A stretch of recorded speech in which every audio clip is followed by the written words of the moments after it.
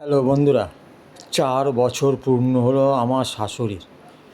তো শাশুড়ির আত্মার শান্তির কামনার স্বার্থে তার ছোট মেয়ে দুস্থ গরিব মানুষদেরকে খাবার নিবেদনের করছে।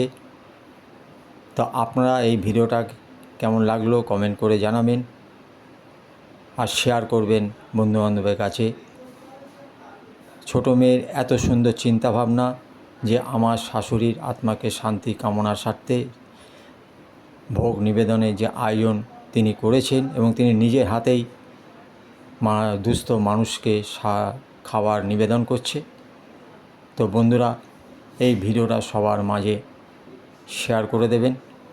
এই ভিডিও যারা যারা দেখছেন প্রত্যেককে অসংখ্য অসংখ্য ধন্যবাদ জানাই। সবাই চেষ্টা করবেন পূর্বপুরুষদের আত্মাকে শান্তি কামনার স্বার্থে দুস্থ মানুষকে বস্ত্র বিতরণ খাবার বিতরণ করার চেষ্টা করবেন। এটা খুব সুন্দর একটা নিয়ম। ভালো থাকুন, সুস্থ থাকুন।